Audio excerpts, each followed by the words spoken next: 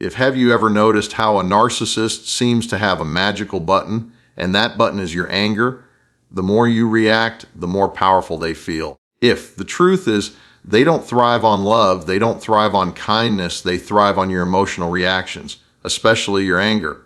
Today, I want to share with you a life-changing truth. Your angry reactions are their fuel, but your calm is their defeat. If you want to reclaim your peace, it starts with understanding how to manage yourself when they try to provoke you. Have you ever noticed how some people seem to pull you into their emotional storms, almost like they know the exact strings to tug inside you? Narcissists are masters of this art. They thrive on creating chaos inside your mind because chaos gives them the control they desperately crave. Their favorite tool, the one they reach for again and again, is not always logic or reason, it's your emotional reaction. And among all emotions, your anger is their most treasured prize. Think about it for a moment. Have you ever seen how a narcissist smirks, even slightly, when you lose your cool? It's as though your raised voice, your defensive words, your boiling frustration become a mirror that reflects their power back to them. To them, if your anger says, "I have the power to control your peace, I can push you, I can make you bend." This is why they poke, prod, and provoke, not because they're seeking truth or resolution, but because they want proof that they can dominate your emotions. Now let's bring this down to daily life. Because inspiration is only useful when it translates into practice. Imagine you are at work, and a colleague, maybe even your boss, constantly criticizes you in subtle ways. They don't outright attack you, but they leave small jabs. I didn't expect you to understand this report, or you always take longer than others. You feel that sting, right? Deep inside. The first impulse is to snap back, defend yourself, or prove them wrong. But pause for a second. Who wins in that moment? If you explode or react, they achieve exactly what they set out to do. They've pushed you off balance, and now the focus is no longer on their behavior, but on your anger. Suddenly, you become the problem. The narcissist thrives because your reaction shifts the spotlight away from their toxicity and shines it on your anger. That's the trap. It's like a game of chess where they move one piece forward, a small insult, manipulative comment, and you, in anger, flip the board. But here's the truth, the calm player always wins. Think about when children tease each other on the playground. The one who gets red-faced and screams becomes the entertainment while the teaser feels victorious. Narcissists never grew out of that playground mentality. They still want the same reaction. They still want you to shout, to defend, to prove yourself. And every time you do, they walk away feeling powerful. But what happens when you don't give them that reaction? What happens when you hear the jab, you feel the sting, but instead of letting the fire rise, you choose stillness, suddenly the narcissist is left with nothing. It's like throwing a match on water. It fizzles out instantly. Your calm is not just silence, it is a statement. It says, "You don't own me, you don't control my emotions. I remain who I am regardless of your behavior." Let me give you another example. Picture a family gathering. There's always that one person, the narcissist, who knows exactly what to say to stir trouble. Maybe they bring up a sensitive topic, or they compare you unfairly to someone else. The table grows tense, and all eyes are on you, waiting to see how you'll respond. The narcissist is sitting back, ready to enjoy the fireworks of your anger. But instead, you smile softly, maybe even excuse yourself, or you respond with a calm, measured tone. Do you realize what just happened? You robbed them of their victory. You turned their weapon into dust. And the power that they hope to gain remains with you. Your anger is valuable energy. It's the fuel that could be invested in building your goals, nurturing your peace, or creating meaningful connections. But when it's handed over to a narcissist, it becomes their fuel. They don't use it to heal, they use it to dominate. The more you give, the more they grow, and the less you give, the weaker they become. This is why the art of staying calm is not a passive act. It's not about ignoring injustice or pretending the pain isn't real. No. It's about choosing where your energy will go. You don't have to attend every battle they invite you to. Not every provocation requires your presence. In fact, the moment you realize that your silence, your calm, your composed response is more powerful than any angry outburst, you begin to take your power back.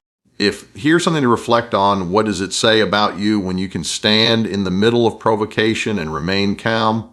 It speaks of strength. It speaks of maturity. It speaks of someone who has learned to master themselves rather than be mastered by others. The world is full of people trying to control circumstances, trying to control others, but the greatest power lies in controlling oneself. So next time a narcissist tries to bait you, imagine yourself holding a mirror. Instead of reflecting their ugliness back with anger, reflect their emptiness with calm. Let them see that they cannot stir your waters. You are the ocean, vast and steady, while their provocations are just tiny pebbles trying to create waves. Remember this, your angry reaction is their feast, but your calm silence is their famine. Choose wisely, because in that choice lies your peace, your dignity, and your ultimate strength. Many people misunderstand calmness. They think staying calm in the face of provocation is a sign of weakness, as if you don't have the courage to speak up, or you're letting the other person win. But let me tell you something powerful. Calmness is not weakness. Calmness is mastery. Calmness is strength in its most refined form. It takes far more courage to hold yourself steady when someone is trying to shake you than it does to explode in anger.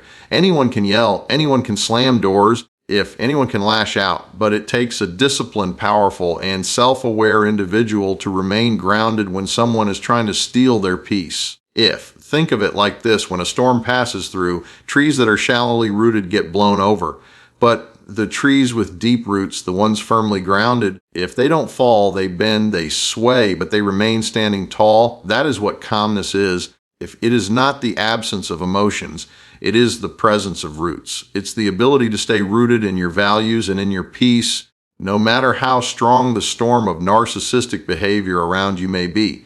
Let's take a simple everyday scenario. Imagine you're driving, and someone cuts you off recklessly. Your first impulse is to honk, to yell, maybe even to chase them. That reaction doesn't solve anything. In fact, if it only stirs your own anger and ruins your mood for the next hour. But the driver who breathes deeply, who lets it go, who refuses to let one careless act dictate their emotions, that driver is the stronger one. Calmness doesn't mean the incident didn't matter. It means you chose not to hand your peace over to someone else's recklessness. Now apply that same principle to dealing with a narcissist. Their reckless words, their inconsiderate behaviors are like bad drivers on the road of life. You can chase them with anger, or you can let them pass and preserve your peace. The second option makes you stronger. One of the greatest tricks narcissists use is to convince you that your calmness means they've won. They'll poke you with insults, and if you don't react, they'll say things like, "See, you have nothing to say, I must be right." But in reality, the calm person is the one who is untouchable. Because when you don't rise to their bait, they are left powerless. Imagine a fisherman casting a hook into the water. The bait is there, waiting for the fish to bite. But what happens when the fish refuses to bite? The fisherman sits, frustrated, powerless, watching. That's exactly how narcissists feel when your calmness refuses to feed their drama. Calmness is also deeply inspiring to those around you. Think about a family setting. When a narcissistic relative tries to stir conflict during a gathering, most people are uncomfortable, unsure of what to do. If you explode, you only add fuel to the fire and the gathering becomes tense. But if you remain calm, if you speak with poise, if you refuse to let their provocation turn into chaos, you become a stabilizing force. People notice that. People feel safer around calm energy. Calmness sets the tone. It says, I will not be dragged down to the level of chaos.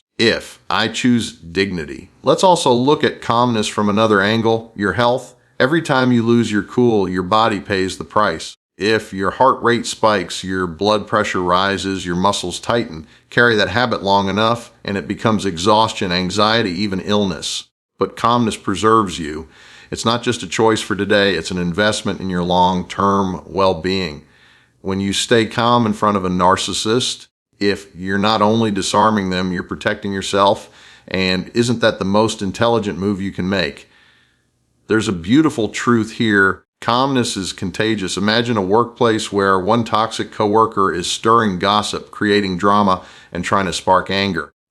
Most people get caught up in the whirlwind, but then there's one individual who doesn't buy into it, who listens, responds with composure, and refuses to escalate. Soon others begin to follow their lead. Calmness becomes the standard. You might think your calm is just for you, but in reality, if it often shifts the entire environment. Now, let's take a very personal example.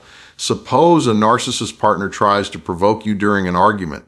If they throw sharp words like knives designed to make you bleed with anger, they want you to yell back so they can say, "See, if you're the crazy one," but instead you breathe, you pause, you respond in a measured voice, or sometimes you don't respond at all. What happens? If suddenly the knives they threw don't land, their entire strategy collapses because it required your anger to function. And that's the moment you begin to see the truth. Calmness isn't weakness. It's the weapon that ends their war without you having to fight it. Think of calmness like a shield. In life, we often rush to pick up swords, anger, words, retaliation, thinking that's how we protect ourselves. But the shield of calm is far more powerful. It doesn't mean you don't defend yourself. It means you defend yourself wisely, with dignity, without handing over your peace as the price of the battle. So when you feel provoked by a narcissist, remind yourself, my calmness is not silence. It is strength. It is not retreat. It is strategy. It is not surrender. It is victory. Every time you remain calm in front of their chaos, you are sending a loud and clear message. You do not have control over me. I own my peace. I own my reactions. That is real strength. That is real power. And that is the kind of power no narcissist can ever take from you. There is a powerful difference between reacting and responding, and once you learn that difference, your entire experience with a narcissist begins to change. A reaction is quick, impulsive, and fueled by raw emotion. A response is thoughtful, deliberate, and rooted in self-control. Narcissists know this distinction very well, even if they don't say it out loud. They live for your reactions, because reactions are predictable and easy to manipulate. But when you choose to respond instead of react, if you break the cycle they depend on and you reclaim your power, think of a time when someone pressed one of your emotional buttons. Maybe it was at work. When a colleague mocked your effort in front of others, your reaction might have been to snap back instantly, to prove them wrong or defend yourself. But in that heated moment, were you really choosing your words, or were you letting the surge of adrenaline choose for you? Reactions feel powerful in the moment, but often they leave us feeling regretful later. We replay the words we said. We wonder if we made the situation worse. And deep down we know the narcissist won. They succeeded in dragging us into their drama. Now imagine the same situation, but instead of reacting, you take a pause, you breathe, you give yourself 3 seconds before you speak. In those 3 seconds, you shift from being controlled to being in control. Your response might be calm, measured, even slightly detached. And what happens then? The narcissist's plan fails. They wanted fire, but you gave them water. They wanted chaos, but you brought clarity. That is the power of response over reaction. Daily life offers countless examples of this shift. Picture a parent dealing with a teenage child who is slamming doors, rolling eyes, and testing limits. A reaction would be to yell louder than the child, to assert dominance through anger. But a response could be lowering your tone, speaking fewer words, and holding boundaries firmly. In the end, it is the parent who remains calm and consistent who earns respect, not the one who shouts the loudest. In the same way, when you respond to a narcissist instead of react, you teach them something very uncomfortable. They cannot control you. Another example is in relationships. Suppose a narcissistic partner says something cruel during an argument designed to pierce your heart, a reaction might be to throw back a cruel comment of your own, escalating the argument into a battlefield of words. But a response might be to say, I'm not going to engage with disrespect, and then remove yourself from the situation. One approach feeds the conflict, the other starves it. And though walking away may feel difficult, it sends the strongest possible message: I refuse to be dragged into a game I didn't agree to play. Responding instead of reacting also gives you the power to protect your self-image. Narcissists love to point the finger and say, you're the unstable one, you're the angry one. Every time you react with rage, you confirm their narrative. But when you respond calmly, you turn the mirror back on them, suddenly the spotlight is on their behavior, not yours. Your composure exposes their chaos, and that's something they cannot easily escape. It's important to understand that responding doesn't mean staying silent all the time. If it doesn't mean letting bad behavior go unchecked, it means choosing your words and actions with intention, not with impulse. If it's the difference between throwing fuel on a fire and deciding to control the flames. Sometimes your best response is no response at all. Other times, it's a short, firm statement that sets a boundary. The key is that you choose it instead of letting them choose it for you through provocation. Think about how athletes perform under pressure. A basketball player standing at the free throw line in the final seconds of a game doesn't react to the noise of the crowd. If they'd miss every shot. Instead, they respond by focusing, breathing, and following through on what they've practiced. That discipline is what separates professionals from amateurs. In life, you have the same choice. You can react to the noise a narcissist creates, or you can respond with the discipline of someone who values their peace more than their pride. When you start practicing responses instead of reactions, you'll notice a shift not just in how narcissists treat you, but in how you treat yourself. You'll walk away from interactions with dignity intact. If instead of feeling drained and guilty, you'll feel stronger, more in control, more self-respecting. And over time, if the narcissist will find less satisfaction in targeting you, because what once fed them no longer works, there's also a deep psychological freedom that comes with this. A reaction ties you to their game. A response frees you from it. A reaction is about them, how they provoked you, how they got under your skin. A response is about you, how you chose peace, how you remained aligned with your values, how you decided to protect your energy. That freedom is priceless because it means you are no longer a puppet in someone else's play. You become the author of your own script. So the next time you feel that familiar rush, the pounding heart, the heat rising in your chest, the words forming on your tongue, pause. Ask yourself, am I about to react or am I about to respond? One gives away my power, the other takes it back. One feeds the narcissist, the other starves them. If one keeps me stuck, the other sets me free. When you make this choice consistently, something extraordinary happens. You stop living as a victim of narcissists and start living as the master of yourself. And in the end, that's the greatest victory you can have, not defeating them with louder words or sharper comebacks, but defeating them with the strength of self-control. Because in the game they are trying to play, the only way to truly win is to stop playing altogether.